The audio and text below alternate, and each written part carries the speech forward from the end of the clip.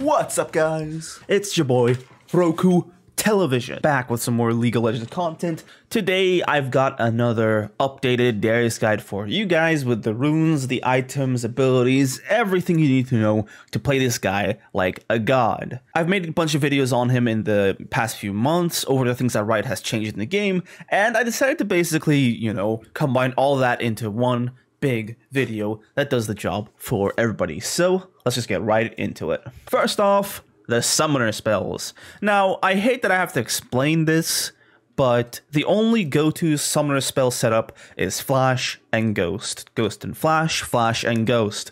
Darius needs these two things, especially in the current season, in the current meta, because he really needs that mobility. Like Darius depends on his summoner spells because without them, he's just a walking turtle who gets destroyed. Ignite it's only useful in lane, and then in team fights, you're just going to get kited and destroyed. And Teleport means that you're not going to be that useful in team fights, and you're not going to be that useful in lane either. So it's basically the worst of both worlds for the, like in exchange, it gives you a better, I guess, laning and also better late game sort of split pushing. But Darius isn't really meant to do either of those things. He's meant to kill people in lane, and he's meant to do well in team fights. And that's what Flash Ghost accomplishes. So anybody who recommends you anything else does not know how to play Darius. So it's just Flash and Ghost. That's it. All right, now for the runes. So I put an example page right here, and I'll get into the changes within the trees that you can do like right now. So first, biggest question that's come to the mind of a lot of Darius players is CONQ or Lethal Tempo. So this is like the first big choice, the first basic choice. And the thing you have to know about these choices is this.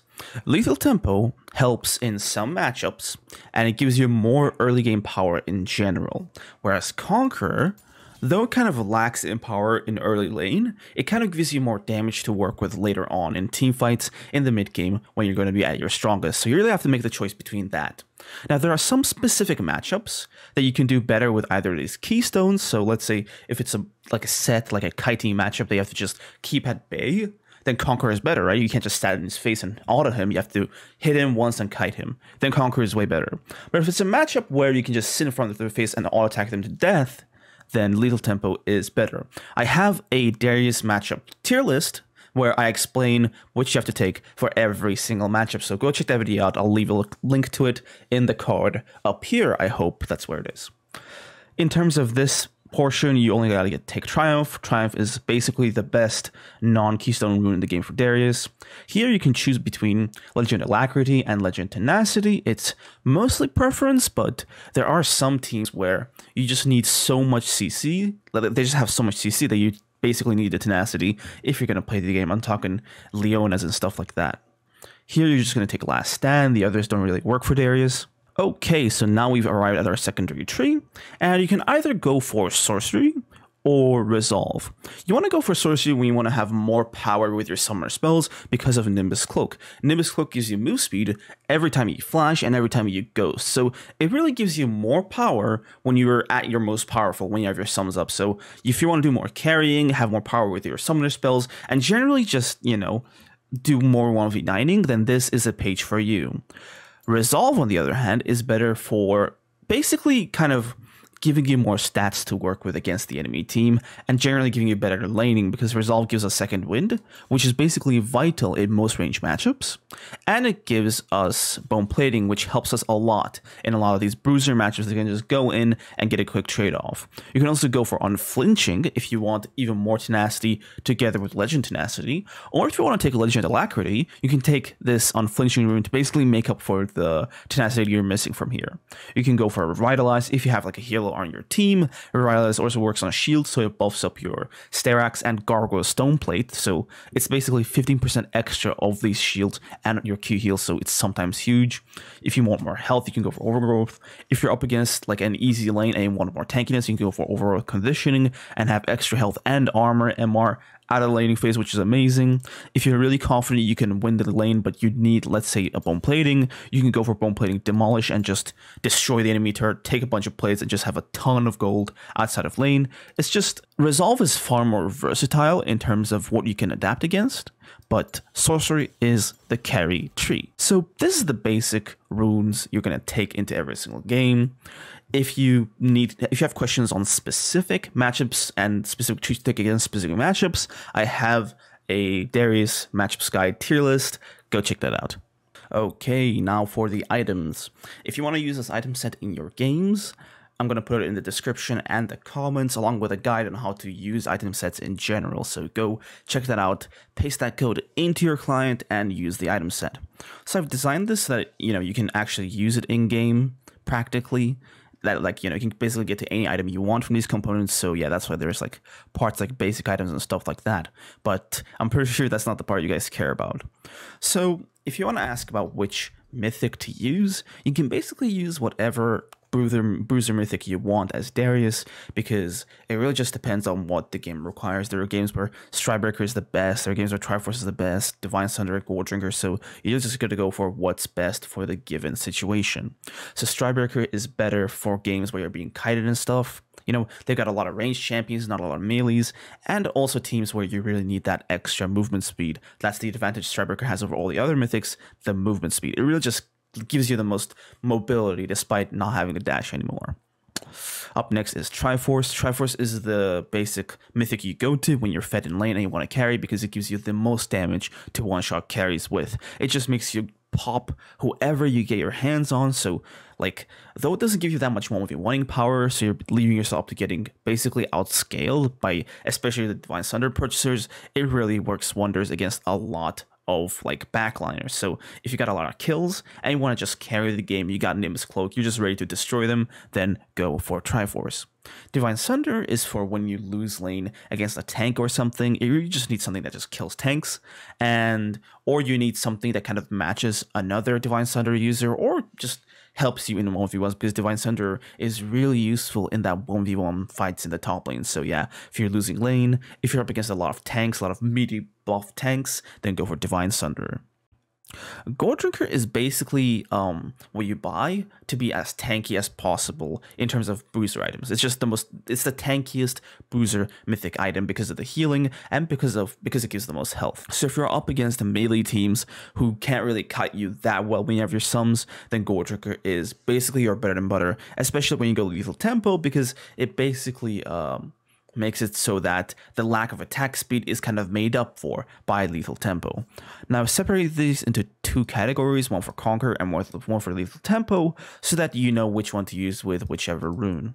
We also have tank mythics we can use, Turbo Chem Tank and Frostfire Gauntlet. They also have their specific use cases. Turbo Chem Tank does more damage actually, and is a better option if you're going for more of an aggressive tank, you're just running up to people, whereas Frostfire Gauntlet is more of a defensive tank, where you're doing more peeling, you're doing more helping, you're doing just covering your team. It's also kind of better in 1v1s because the snow area lets you kite people way better. So if you're against a Trinimir or something like that, yeah, he does just outscale you eventually, but this does help you kite him quite a bit.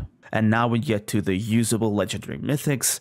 If there's any item that I've missed in here, it's either just useless or just so specific that you don't even need to know about it. Sterak's Gauge is a core item. It's basically the best legendary item for Darius right now, and until they come up with an alternative solution to Darius's problems, it's gonna be in his build until the end of time. Sterak's Gauge is just way too useful to not be built. You just have to rush it second item no matter what. It gives us health, it gives us attack damage, and it gives us tankiness with the shield. It's the only item in the game that does all of this against everyone. Death Stance also does this, but only against AD, right? Where Sterak kind of just works against everybody, and it helps Darius just have one more chance to come back into the fight with his shield when he's basically out. So definitely get this item always secondary. Then you have Death Stance. It's an okay damage item, but it really works wonders when you're up against a full AD team. So if you're up against a team that does a lot of physical damage, or you already built magic resist and need a solid anti-AD item that just will carry you on its own, then Death Stance is the go-to. But only get Death Stance if you're fed, okay? Because if you're not that fed, it's not that effective, basically. Silver Mirror Dawn. This is the item that you just build out of QSS. So if you're up against a Mordekaiser or like a Malzahar and you're the carry, you have to build QSS at some point in the game. And this is the item you're going to upgrade it to, I think, last, because you really don't want to waste your gold on this item. because the QSS itself does the job fine. So this item just gives you a bunch of stats. So we don't really need that. We just get the QSS, we sit on it, and then we build this and upgrade it as the 6th item. This is the same exact case with CONQ Chainsword. It's for when we have the anti-heal item, Executioner's Calling. We keep it until last, and then we upgrade it to the full version when we have nothing else to buy. Dead Man's Plate. This item is for, like, it's a tank item, and it gives us a ton of move speed to move around the map. So if you're super fed, and you find yourself not reaching teamfights and stuff in time, or you just really need to, like, go up and down the map, clear waves, and just, you know, be at the team, then this is the item for you, because it just gives you that move speed to really get out on the map and help everybody. Force of Nature. They've actually buffed this item so much and reworked it. Okay. Force of Nature. They've buffed this item a lot, they've reworked it slightly, and it is basically the best MR item in the game in terms of reducing damage. It gives 70 magic resist, which is an insane amount, and it cuts an additional 25% of magic damage just off straight up. This is huge, okay? It's absolutely huge, because, like, armor and stuff can be cut through. Like, they've got a ton of magic pen items in the game, and magic resist can be, like, penetrated through and destroyed, but the Force of Nature's Dissipate passive can't. It will just cut a quarter of the damage that's coming to you, so it is amazing. It stacks off abilities too, and it's just like a really cool, really good item if you're having trouble against magic damage opponents. Random Omen is a great underrated item, especially in the meta of now, where everyone's just running around with, like, Immortal Shield Bow, just getting in your face and just one-shotting you. This item is amazing. Like, it doesn't just reduce critical strike damage anymore, it also reduces their AD. So if somebody like a Samira gets into a fight and you use this at her, then she's just out of the fight, because this cuts her damage out by so much. People just hate to use it because you actually have to think to use it. You have to press a button to actually make it effective, but let me tell you, it's very good. And another good thing about Random Omen is that it builds out of Warden's Mail.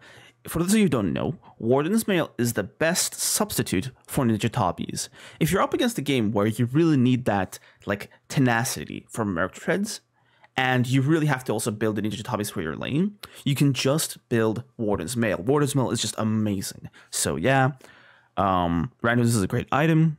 Spirit Visage. Spirit Visage is quite a good item, but it just doesn't give as much stats as Force of Nature to just survive magic damage, right? Like 70 magic resist versus 40 is a lot. Okay, it's actually a lot. So you really want to be getting Spirit Visage when, like, they have magic damage, but not that much, you know? It's like magic damage that you can kind of tank with your Sterax, and you just need a little bit more, like, more of a buff towards, okay?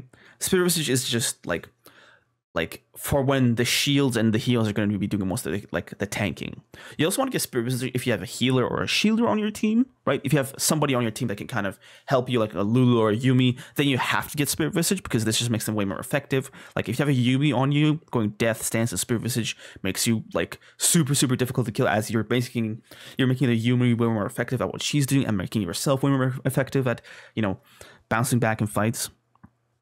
Thornmail. Thornmail is a great item for its stats, but the actual effect of the item is not that powerful, because, like, you only get the 60% anti-heal when you're pulling people, okay? So if they have melee people who have a ton of, like, healing, so someone who's melee and has a ton of healing, then you can go for Thornmail, okay?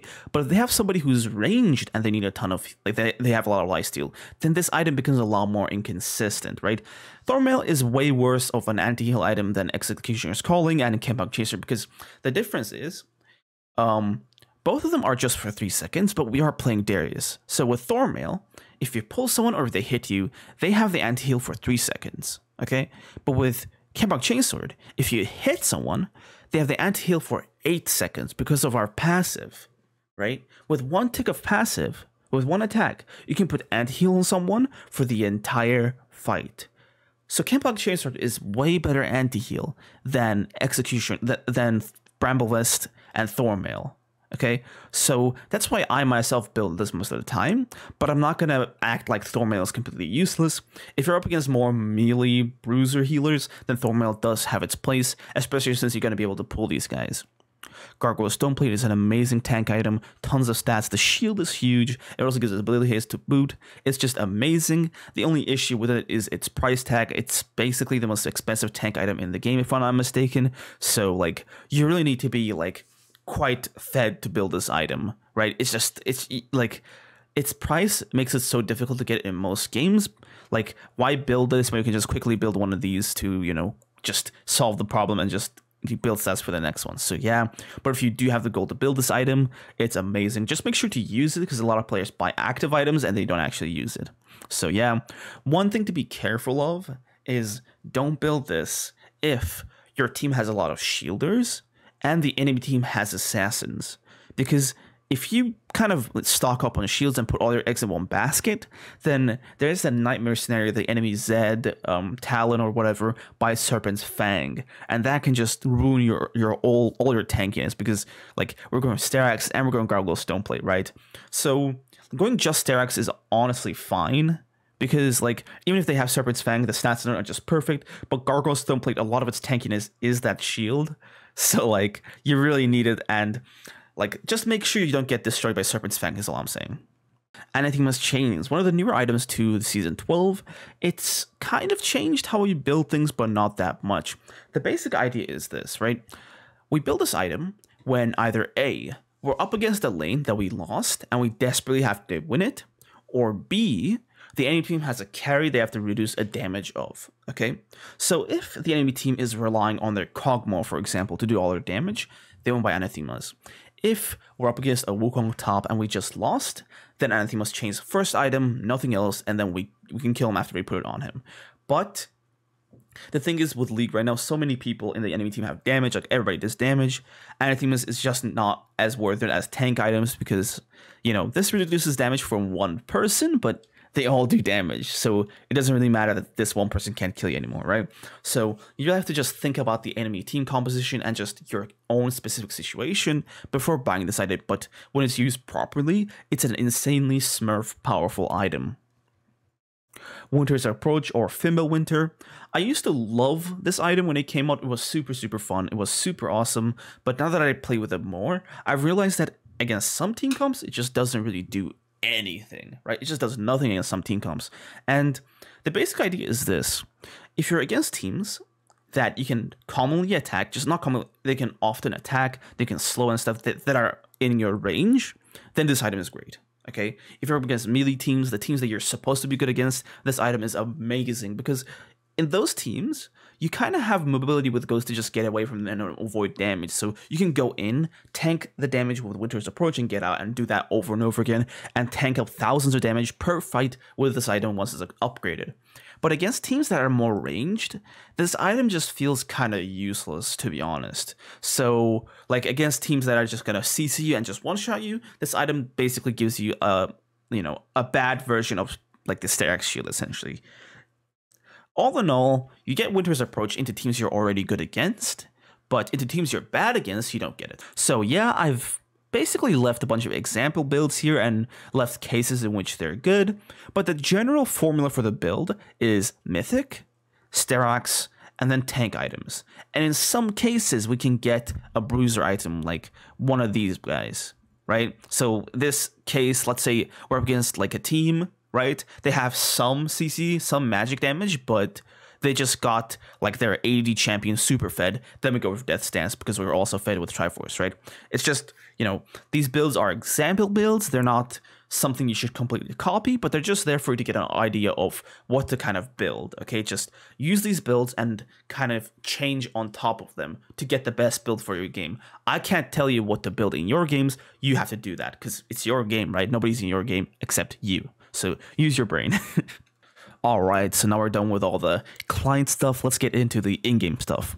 So the max order, which is something I know some of you newer Darius players have questions about, is Q first, then E, then W, okay? You might think that maxing W gives us a lot of damage, but basically ever since they made the cooldown of W 5 seconds, and because, you know, E is just gives us way more with leveling anyway, gives us the armor pen, less mana cost, and a lower cooldown on basically what's our most important ability, then like maxing W doesn't really give us anything except just more damage, which is not that useful, right? And if you're going something like Triforce or Divine Sunder, like your Ws are such massive nukes anyway, that 5% damage is not really going to be that useful at all. So it's Q, then E, then W, and with the point in ultimate, whenever it's available. But you might be asking, hey, you know, what do I start with? Level 1. And that just depends on what you're trying to do. So if you're going lethal tempo, or you're in an invade and you want to go lethal tempo and cheese someone level 1, you can go for E first, right? And just pull them, and with lethal tempo, just run them down in lane. Okay? If you're up against like a melee champion they want to fight, or you're trying to get some like a kill here and you see them coming up, then you can rank W first and then try to get a ton of damage, get a sum or something. Just make sure that you're starting out the lane with a massive HP lead. Or if you're just trying to start the lane quietly, just calmly, if we're against a ranged champion or a champion that just outtrades you generally, then Q is the best option, because like Q is our best trading tool because it does a ton of damage and heals us. So we really can't really trade that well against a lot of these champions with W or E, so you gotta start Q, okay? But yeah, like after that, it just depends on the matchup. So if you really need the E, you can go for E. If you're gonna go for aggressive fights, you can go for W, but just try to think about the lane and think of what you need to really survive. So what's our goals for the laning phase, right? So our goals for the laning phase are this, okay? If the matchup is good, we want to get kills, because a Darius is powerful, but a Darius with kills can 1v9 games, okay? If the matchup is bad, then we want to survive and want to make sure that the enemy gets as less kills as possible off of us, off of our team, whatever, okay? So we can do this a bunch of ways, and like it's kind of difficult for me to explain how to get kills into every single matchup. So like I've mentioned this before, but go check out the matchup tier list video that's on my channel. But generally speaking, right, a lot of champions have like key abilities that once they use, they're free kills, right? So Set has his W, and once it's used, he's basically a free kill. So if he uses it for the lane or for the CS, just go step on and kill him. Same with Jax for his Counter-Strike. So some champions have specific abilities that make them like easy kills, so just wait for that and then kill them. Some champions have things that you have to bait and then you go in.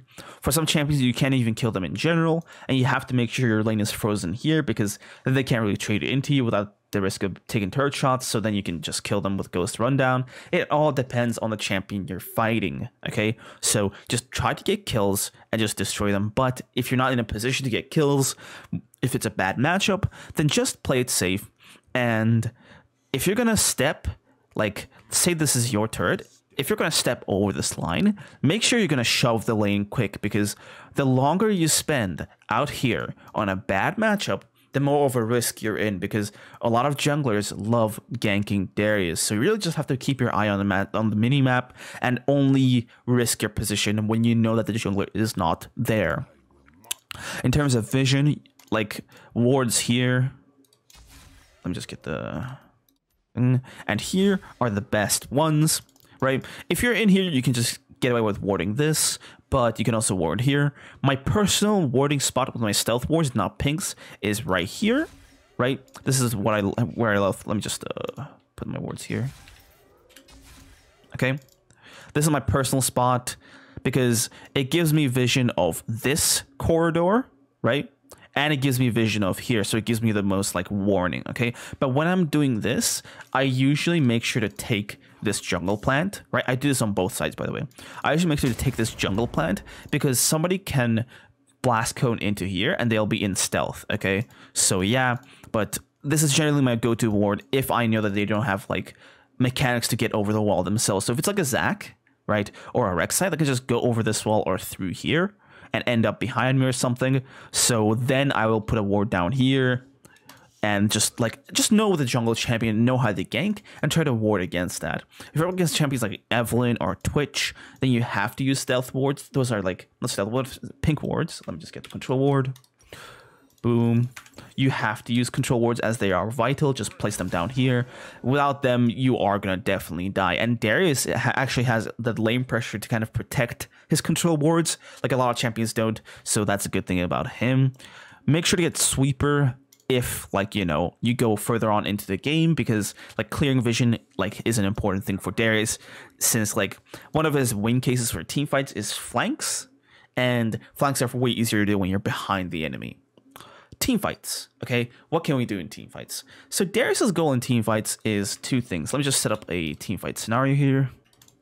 Okay, so I set up a team fight right here to basically simulate what's going to happen. This is all in theory, but it's basically just something for us to think with. So what's our goal in team fights? Our Noxie Might, getting 5 stacks and then killing everybody, okay? That's Darius's goal in team fights. So how do we get this, right? The most obvious thing is to go up to this guy, their frontliner, and just stack 5, okay? Let's get Noxie Might.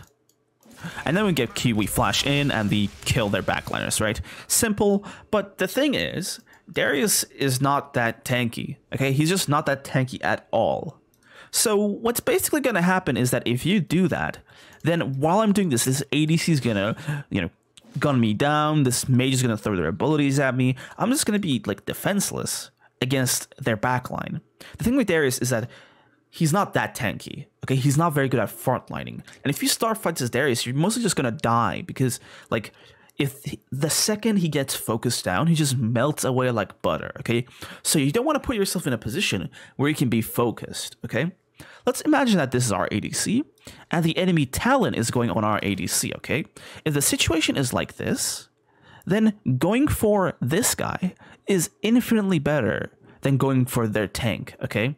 I don't know why this guy despawned. Let's just assume they got a mage here, and that's their backline, okay? Going for this guy is way better than going for these guys, because if you go here, you're going to be attacked by this guy, okay, this mage. But if you hit this guy, he's alone. He's isolated. He has nobody helping him. That's what you want to do. If you're going to go for 5 stacks, pick on isolated targets because they get no help, okay? If the target's alone, then just mob them with your team, get your 5 stacks, and then kill the enemy, right? And this is just the easiest to do on assassin champions, on other bruisers who like to dive for backline. Just peel your backline and then go for kills, right? So yeah. This guy's hitting my carry. I pull him off of her, bam, bam, ult, and then it's dunk time, baby. Like, you get the idea, right? Now, one thing to keep note of is that there's another way to get our Noxie Might, which is get a kill with our ultimate. Everybody knows this.